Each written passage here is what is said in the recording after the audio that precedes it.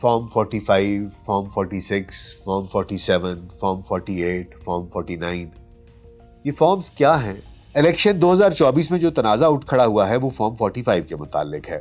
پی T آئی قیادت کا کہنا ہے کہ فارم 45 کے اعداد و شمار کے مطابق قومی اسمبلی کی 180 سے زائد نشستیں وہ جیت چکے ہیں۔ حتیٰ کہ دنیا کی سب سے بڑی جمہوریت ہونے کے دعوے دار ملک بھارت کا میڈیا بھی پی ٹی آئی کی انتخابی حکمت عملی پر رطب اللسان ہے اور اپنی سیاستدانوں کو عمران خان کے دلیرانہ جمہوری طرز سیاست سے اسباق سیکھنے کا مشورہ دے رہا ہے کہ آخر عمران خان نے اپنے نردلیہ امیدواروں کو کیسے چناؤ میں جتایا، یہ آپ کو آج ان سے سیکھنا چاہیے۔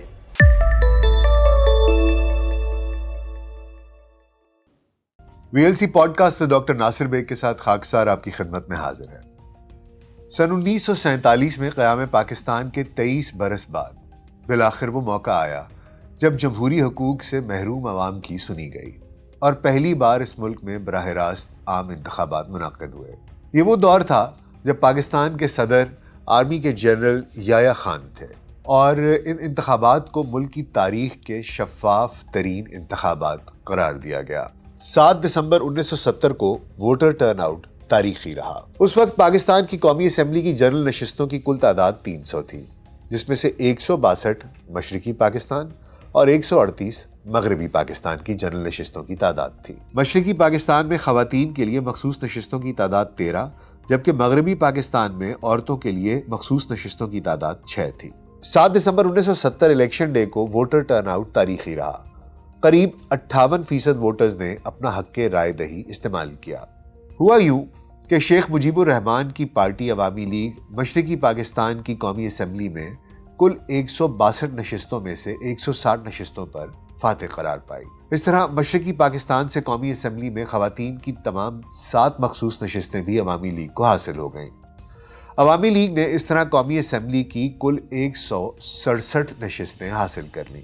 کسی وقت میں مادر ملت محترمہ فاطمہ جناح کے ساتھی رہنے والے شیخ مجیب الرحمان کی پارٹی عوامی لیگ نے 39% سے زائد ووٹ لیے۔ عوامی لیگ کو 1,29,37,162 ووٹ پڑے۔ 10 روز کے وقفے سے صوبائی انتخابات منعقد ہوئے، جن میں اشتراکی نظریات رکھنے والی عوامی لیگ نے شیخ مجیب الرحمان کی قیادت میں بلوچستان اور شمال مغربی سرحدی صوبہ میں بھی اکثریت حاصل کر لی۔ ادھر ذوالفقار علی بھٹو کی پیپلز پارٹی قومی اسمبلی کی 81 جنرل نشستیں حاصل کر سکی۔ خواتین کے لیے مخصوص 6 نشستوں میں سے 5 پیپلز پارٹی کے نام ہوئیں۔ اس طرح پیپلز پارٹی کو پاکستان کی قومی اسمبلی میں کل 86 نشستیں مل پائیں۔ کل ڈالے گئے ووٹوں میں سے 18.63% پیپلز پارٹی کو پڑے۔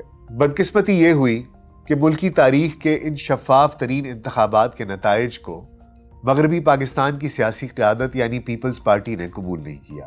رد عمل میں مشرقی پاکستان میں ہنگامے پھوٹ پڑے اور باقاعدہ خانہ جنگی شروع ہو گئی۔ فوج نے آپریشن سرچ لائٹ کیا۔ اسی اثناء میں بھارت نے مشرقی پاکستان میں مداخلت کی اور بنگلہ دیش مشرقی پاکستان ہم سے ہمیشہ کے لیے الگ ہو گیا۔ پاکستان میں منعقد ہونے والے پہلے جنرل الیکشنز کی تاریخ بتانا اس لیے ضروری تھا کہ تب سے اب تک جتنے بھی الیکشنز پاکستان میں منعقد ہوئے ان تمام میں دھاندلی کی شکایت کی گئی۔ جو بھی پارٹی ہارتی وہ الزام لگاتی کہ اس کے ساتھ دھاندلی ہوئی ہے۔ اس میں چاہے پیپلز پارٹی ہو، آئی جے آئی ہو، مسلم لیگ نون ہو، پی ٹی آئی ہو، جو پارٹی بھی الیکشنز ہارتی رہی وہ انتخابات میں دھاندلی کا الزام لگاتی رہی۔ 2013 میں جب الیکشنز ہوئے تو الیکشن کے دن ہی قریب 9 بجے کے قریب میاں نواز شریف نے جیو ٹیلی ویژن پر آ کر ایک وکٹری سپیچ دے دی۔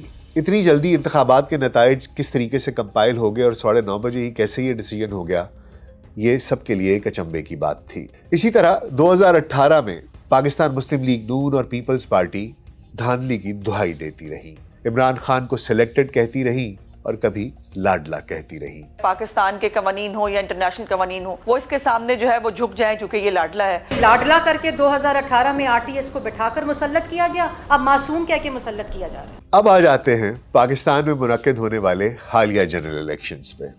ان الیکشنز میں پی ٹی آئی زیر عتاب دکھائی دی، ان کا بانی جیل میں، اس کے اوپر مقدمات، ان پہ سزا ہو گئی، پارٹی منتشر ہو گئی، first year second year leadership آگے پیچھے ہو گئی، انتخابی نشان بلہ جس سے کہ وہ ہمیشہ کھیلتے رہے، انتخابات لڑتے رہے، وہ ان کو نہیں دیا گیا۔ گمان غالب تھا کہ ایسے حالات میں پی ٹی آئی شاید چند سیٹیں ہی نکال پائے، اور یہ بھی بہت قوی امکان تھا کہ لوگ بہت بڑی تعداد میں ووٹ کرنے گھر سے نہ نکلیں، لیکن ایسا نہیں ہوا۔ لوگ ووٹ کرنے کے لیے گھروں سے نکلے، اور اب جب کہ نتائج کمپائل کیے جا چکے ہیں تو پتہ چلتا ہے کہ خیبر پختونخوا میں انہوں نے کلین سویپ کر لی ہے۔ پشاور میں 18 سیٹیں، پی ٹی آئی کا 18 کی 18 پہ کلین سویپ ہے۔ قومی اسمبلی میں بھی پی ٹی آئی بیکڈ انڈیپینڈنٹس کی تعداد باقی تمام پارٹی سے زیادہ ہے، اور پنجاب میں بھی معاملہ نیک اینڈ نیک ہے۔ لیکن اس سب کے بیچ میں بڑی دلچسپ صورتحال پیدا ہو گئی ہے۔ ہوا کچھ یوں کہ جب الیکشنز کے ریزلٹس آئے تو رات کو ایک خاص وقت تک تو انتخابات کے نتائج تواتر کے ساتھ موصول ہوتے رہے، اور ٹیلی ویژن چینلز ہمیں وہ دکھاتے رہے، اور اچھے خاصے وقت کی تاخیر کے بعد جب یہ ریزلٹس دوبارہ آنے شروع ہوئے تو ان میں کچھ تبدیلی محسوس کی گئی، اور کچھ تبدیلیاں تو ایسی تھیں کہ وہ کسی کو بھی ہضم نہیں ہو رہی تھی۔ ان تبدیلیوں کی نشاندہی وہاں پر بیٹھے اینکر حضرات نے بھی کی، جو کہ اس وقت انتخابات کی ٹرانسمیشن کا حصہ تھے، اور اس کے ساتھ ساتھ پی ٹی آئی کے امیدواران نے بھی دھاندلی کا شور مچا دیا۔ پی ٹی آئی نے احتجاج کی کال بھی دی، اور ساتھ ساتھ ان کے امیدواران نے عدالت سے رجوع بھی کیا۔ اب اسی دوران ہمیں بازگشت سنائی دی، form 45، form 46، form 47، form 48، form 49۔ یہ فارمز کیا ہیں، ان کے کیا معنی ہیں، اور آخر ان کے کیا اثرات مرتب ہو سکتے ہیں فائنل آؤٹ کم پہ، جو کہ عدالتی فیصلے ہوں گے وہ انہی فارمز کے اوپر بیس کر کے کیے جائیں گے۔ فارم 45 کو ریزلٹ آف کاؤنٹ یعنی گنتی کے نتیجے کا فارم بھی کہتے ہیں۔ ووٹنگ کا عمل ختم ہو جانے پر گنتی شروع ہوتی ہے، اور گنتی کے مکمل ہوتے ہی فارم 45 میں امیدواروں کے حاصل کردہ ووٹس کی تعداد لکھی جاتی ہے۔ یہ بات اچھی طرح یاد رکھیے کہ یہ فارم الیکشن کی گنتی کے عمل میں مرکزی اور بنیادی حیثیت رکھتا ہے، جبکہ فارم 46 میں پولنگ سٹیشن پر وصول شدہ بیلٹ پیپرز کی کل تعداد، استعمال شدہ بیلٹ پیپرز کی تعداد اور منسوخ شدہ ووٹس کی تعداد کا اندراج کیا جاتا ہے۔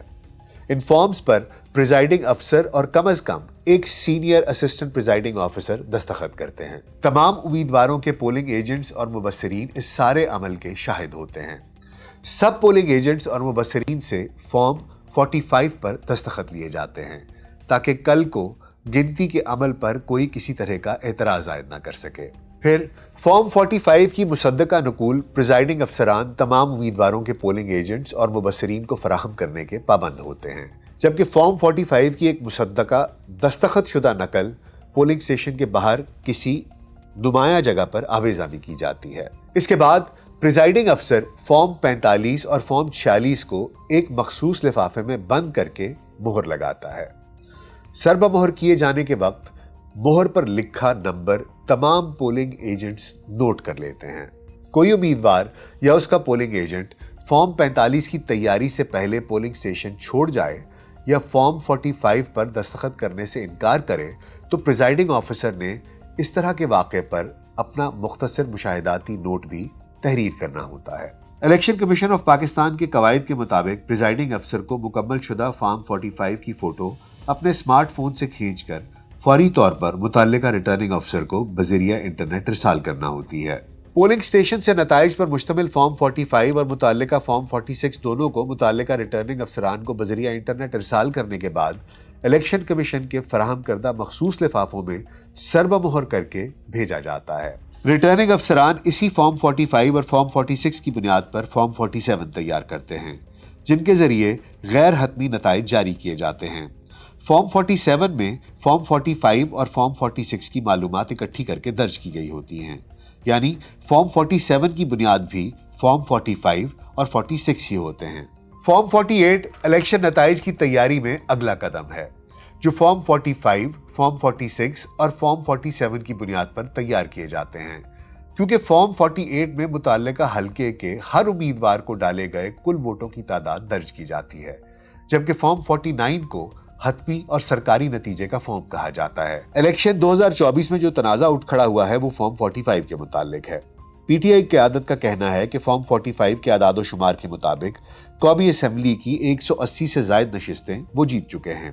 پی ٹی آئی قیادت کا دعویٰ ہے کہ قومی اسمبلی کی کل جنرل 263 نشستوں میں سے 180 نشستوں پر ان کی جیت فارم 45 سے واضح ہے، اور اس طرح ان کی پارٹی 2/3 اکثریت حاصل کر کے ملک میں حکومت بنانے کا حق حاصل کر چکی ہے۔ پی ٹی آئی کے چیئرمین بیرسٹر گوہر خان کا کہنا ہے کہ فارم 45 یعنی پورے الیکشن کی بنیاد کو ہی مکمل طور پر نظر انداز کیا جا رہا ہے۔ پی ٹی آئی فارم 45 اور فارم 46 کی بنیاد پر ہی الیکشن کمیشن کے پیش کردہ نتائج کو چیلنج کر رہی ہے۔ بیرسٹر گوہر خان کا کہنا ہے کہ قومی اسمبلی کے کم سے کم 22 حلقوں کے نتائج بدلے گئے۔ اسلام آباد کی کل 3 نشستوں کے علاوہ سندھ میں 4 نشستوں اور پنجاب میں 15 نشستوں پر ریزلٹس تبدیل کیے گئے۔ ادھر پوری دنیا کا میڈیا، مختلف یورپی ممالک، امریکہ اور الیکشن عمل پر نظر رکھنے والے مختلف ملکی و غیر ملکی اداروں اور مبصرین نے بھی اس ساری صورتحال پر اپنے خدشات کا اظہار کیا ہے۔ حتیٰ کہ دنیا کی سب سے بڑی جمہوریت ہونے کے دعوے دار ملک بھارت کا میڈیا بھی پی ٹی آئی کی انتخابی حکمت عملی پر رطب اللسان ہے اور اپنی سیاستدانوں کو عمران خان کے دلیرانہ جمہوری طرز سیاست سے اسباق سیکھنے کا مشورہ دے رہا ہے کہ آخر عمران خان نے اپنے نردلیہ امیدواروں کو کیسے چناؤ میں جتایا، یا کو آج ان سے سیکھنا چاہیے۔ وہیں بیرسٹر علی ظفر کا کہنا ہے کہ قوم اپنا کام کر چکی ہے۔ پی ٹی آئی کے پاس تمام اولا فارم 45 موجود ہیں۔